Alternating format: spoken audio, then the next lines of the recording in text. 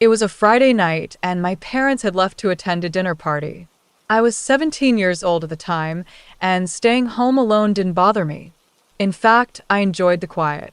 I had the whole house to myself, and I planned to spend the evening watching movies, eating snacks, and relaxing. By the time it was 11 p.m., the house was silent except for the sound of the TV playing in the background. I was on the couch, wrapped in a blanket, completely focused on my favorite show. That's when I heard it, the back door creaking open. At first, I thought I had imagined it. Maybe it was the wind, or maybe the sound came from the TV.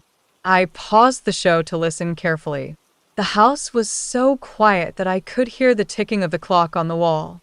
For a few seconds, everything seemed normal, but then I heard it again, a faint creaking sound, like someone stepping on the wooden floor near the kitchen. My heart started racing. I knew I had locked the back door earlier in the evening. I always double-checked it when I was home alone. So, how could it be open now? I tried to stay calm and think logically. Maybe one of my parents had forgotten something and returned without telling me.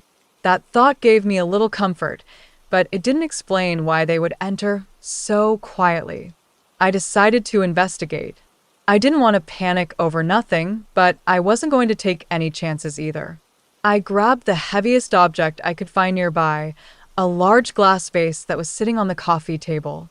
It wasn't the best weapon, but it was better than nothing.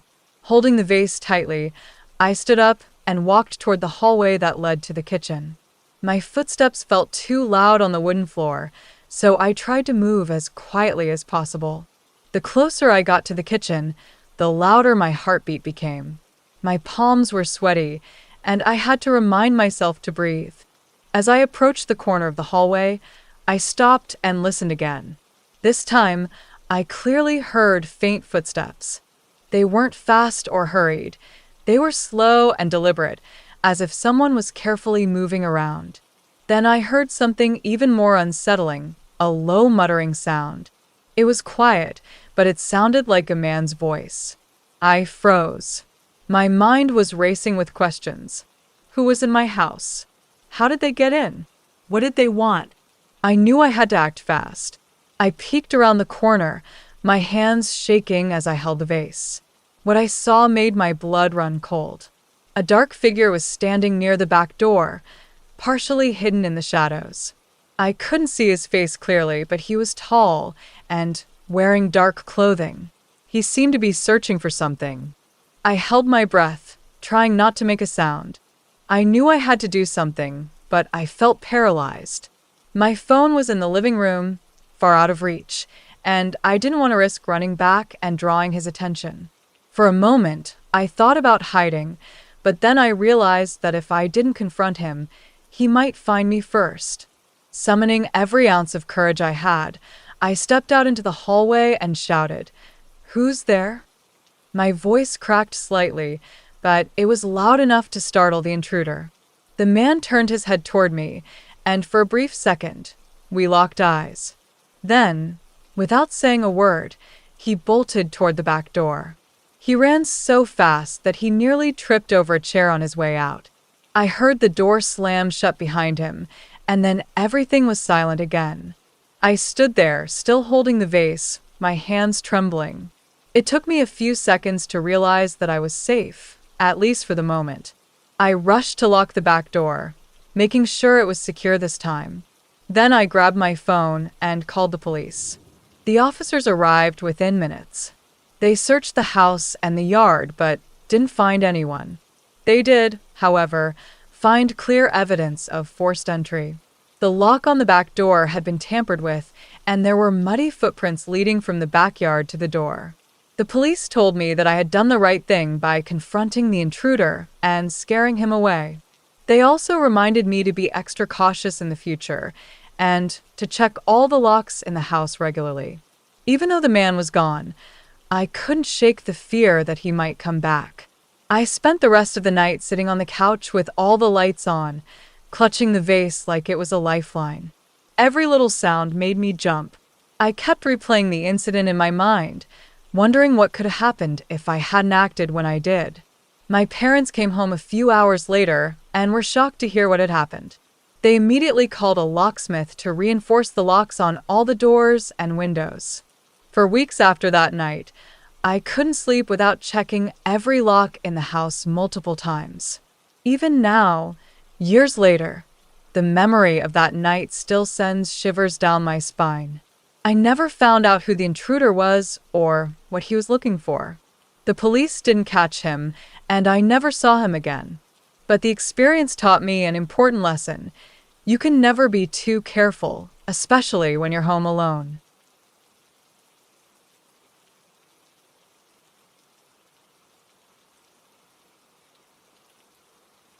I was 14 years old when this happened, and I still remember it like it was yesterday. My parents had gone out of town for a wedding, leaving me home alone for the weekend. They trusted me because I was responsible for my age, and I was excited to have some time to myself. At first, everything was normal.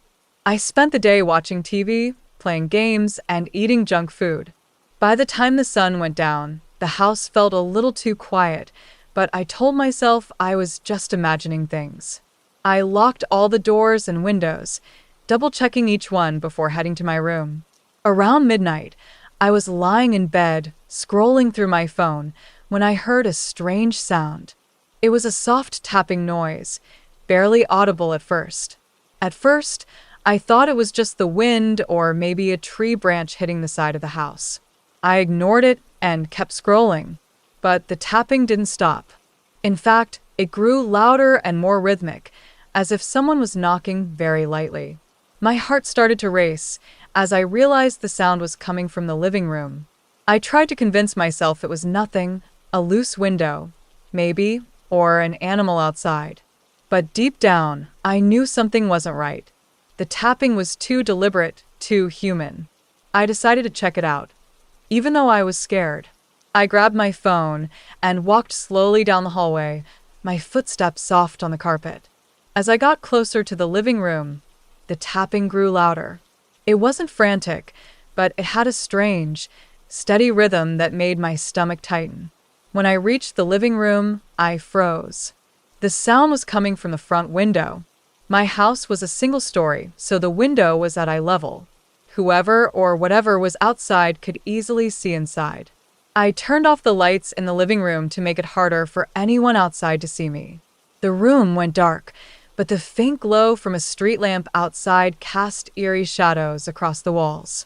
I crept toward the window, my heart pounding in my chest. When I was just a few feet away, I stopped. I took a deep breath, gathered my courage, and moved the curtain just a tiny bit. What I saw made me gasp. There was a man standing right outside the window. His face was pressed against the glass, and he was staring directly at me. He had a scruffy beard and wild, bloodshot eyes. His breath fogged up the glass as he muttered something I couldn't hear. For a moment, I was too shocked to move. I felt like I was in a nightmare. Then he started knocking on the window, harder this time. "Let me in," he said, his voice low and raspy. "I just want to talk." Panic set in. I dropped the curtain and ran to my room, slamming the door behind me. My hands were shaking so badly that I could barely dial 911. When the operator answered, I told them everything about the man, the knocking, and how I was alone in the house. The operator stayed on the line with me while the police were on their way. I could still hear the knocking from my room, and it felt like it was getting louder. The man's voice was muffled, but I could hear him repeating, "Let me in." I didn't dare go back to the living room. Instead, I sat on the floor in the corner of my room, clutching my phone like it was the only thing keeping me safe. The operator kept talking to me, trying to keep me calm, but I couldn't stop shaking. After what felt like an eternity, I heard the sound of police sirens. The knocking stopped immediately. I didn't hear any footsteps, but when the police arrived and searched the area, the man was gone. They found muddy footprints outside the window, leading to the backyard and disappearing near the fence. The officers told me it looked like he had been standing there for a while, watching the house before I noticed him. That thought made my skin crawl. The police stayed for a while, making sure the area was clear before they left. They advised me to keep all the doors and windows locked and to call them immediately if I saw anything suspicious again. I didn't sleep at all that night. Every little sound made me jump, and I kept imagining the man's face at the window. The way he had stared at me, unblinking, was burned into my memory. When my parents came home the next day, I told them everything. They were horrified and immediately installed security cameras and motion sensor lights around the house. They also made sure the locks on all the windows and doors were secure. Even with all the precautions, I couldn't shake the fear that he might come back. For weeks, I avoided the living room after dark. I couldn't look at that window without imagining his face staring back at me. It's been years since that night, but I still get uneasy whenever I'm home alone. I always check the windows and doors, sometimes more than once, to make sure they're locked. And every time I hear a strange noise at night, my mind goes back to that man and the way he knocked on the glass, asking to be let in. I'll never know who he was or what he wanted. The police never found him, and there were no reports of similar incidents in the area. But the experience taught me to always trust my instincts and to take every precaution, no matter how safe a neighborhood might seem.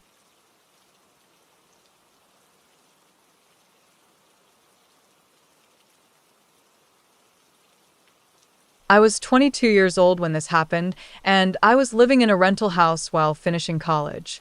The house wasn't anything fancy, but it was close to campus, affordable, and big enough for me and my two roommates. It had one strange feature, a basement that none of us used. The basement was cold, damp, and full of cobwebs. We had all agreed to leave it alone and store our things upstairs. One weekend, both of my roommates went out of town. They had family events to attend, and I decided to stay back.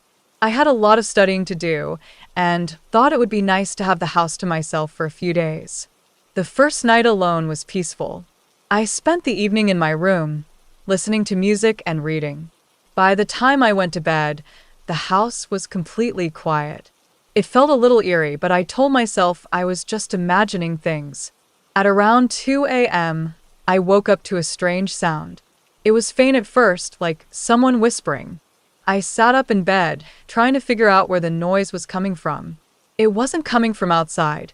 It was inside the house. I got out of bed and stood still, listening carefully. The whispers were coming from downstairs. They were quiet but unmistakable. At first, I thought I was dreaming or that maybe the old pipes in the house were making noises. But as I listened more, the whispers sounded like actual voices, like more than one person talking in low tones. My heart started pounding. I couldn't understand what the voices were saying, but I was sure they were coming from the basement. I grabbed my phone and turned on the flashlight. Slowly, I walked to the top of the basement stairs. The door was slightly open, and the whispers seemed louder now. I froze, unsure of what to do. I didn't want to go down there, but I also didn't want to leave the door open. After a moment, I decided to be brave. I grabbed a baseball bat from my closet and carefully pushed the basement door open all the way. The stairs were steep and dark, and the air smelled damp and musty. I turned on the light switch at the top of the stairs, but the bulb flickered weakly. It didn't help much. I called out, "Hello? Is anyone there?" My voice echoed down the stairs, but there was no reply. The whispers had stopped. Holding the bat tightly, I took a few cautious steps down. My flashlight beams swept over the cluttered basement, revealing old boxes, broken furniture, and dusty shelves. Then, in one corner of the room, I saw something that made me stop in my tracks. There was a sleeping bag on the floor, surrounded by empty food wrappers and a small flashlight. It looked like someone had been living down there. Panic set in. I backed up the stairs as quickly as I could, keeping my eyes on the basement. Once I was out, I slammed the door shut and locked it. My hands were shaking as I called the landlord and then the police. The police arrived within 15 minutes. They searched the basement thoroughly, but didn't find anyone. However, they confirmed that someone had definitely been staying there. They found footprints in the dust and a makeshift stash of supplies, including canned food, and a bottle of water. The officers said it looked like the person had been sneaking in through a broken basement window. The window was small and partially hidden by bushes, which explained why we had never noticed it before. The police fixed the window temporarily and promised to keep an eye on the area. I couldn't believe someone had been living right under our feet without us knowing. It made me feel sick to think about how long they might have been there listening to us and watching our movements. My roommates were shocked when they came back and heard what had happened. The landlord replaced the basement window and added extra locks to all the doors. Still, I couldn't shake the feeling of unease. For weeks, I avoided going anywhere near the basement. Every time I heard a strange sound or felt like someone was watching me, I would check every door and window in the house. Even though the police assured us that the person was gone, I couldn't stop imagining them sneaking back in. The incident changed how I felt about living in that house. What had once been a safe and comfortable space now felt creepy and unsafe. I started hearing normal house noises, like creaking floorboards or the wind outside, as potential threats. A few months later, my roommates and I decided to move out. The house was just too unsettling after what had happened. We found a new place across town, and I felt a little safer knowing there was no basement. Even now, years later, I can't forget the sight of that sleeping bag in the corner of the basement. It's a chilling reminder that sometimes danger isn't far away. It could be right under your feet.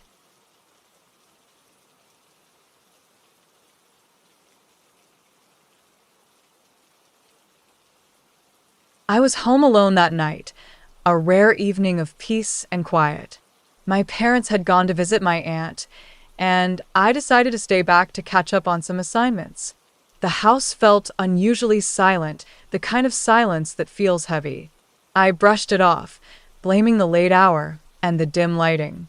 Around 11 p.m., I made myself a cup of coffee and settled in the living room with my laptop. The house creaked now and then as old houses do. I didn't pay much attention to it at first. I assumed it was the wind outside or the wood settling. Halfway through my work, I noticed something odd, the faint sound of footsteps upstairs. It was slow and deliberate, as if someone was trying not to be noticed. I froze.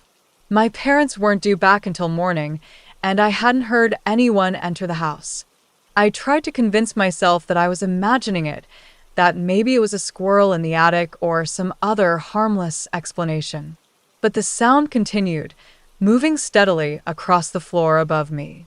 I turned off the lights in the living room to avoid being seen from upstairs. My heart raced as I grabbed my phone, keeping it close in case I needed to call someone. The footsteps stopped for a moment, and then I heard a soft thud, as if something had been dropped. The air felt heavy, and I could feel my pulse in my ears. I tiptoed to the kitchen, where I kept a small knife. I didn't want to believe someone was in the house, but I also didn't want to be caught off guard. I stood by the kitchen door, straining to hear any movement. After a few minutes, the footsteps resumed, this time descending the stairs. Each creak sent a chill down my spine. I didn't know what to do. Should I hide? Run out of the house? Call the police?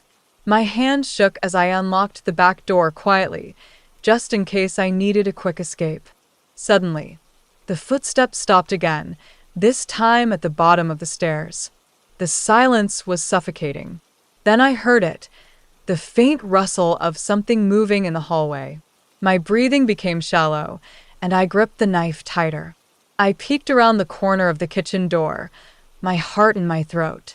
The hallway was empty, but I could feel someone there, just out of sight. Summoning whatever courage I had left, I ran out the back door, leaving it open behind me. I sprinted across the yard to my neighbor's house and pounded on their door until they answered. Shaking and out of breath, I told them what had happened. They called the police while I sat on their couch, trying to calm down. When the police arrived, they searched my house thoroughly. They found no one inside. No signs of forced entry, no misplaced items, nothing. It was as if I had imagined the entire thing. The officers assured me the house was secure, but I couldn't shake the feeling that I wasn't alone earlier. I stayed at my neighbor's that night. The next morning, I went back home with my parents, trying to convince myself that it was all in my head. But when I went to my room, I found my desk drawer slightly open, something I never do. Inside, the notebook where I kept personal notes had been flipped to a blank page. At the bottom of it, in shaky handwriting, was one word: soon. We moved out of that house 2 months later. I never found out who or what was there that night, but I knew one thing for sure. I wasn't alone.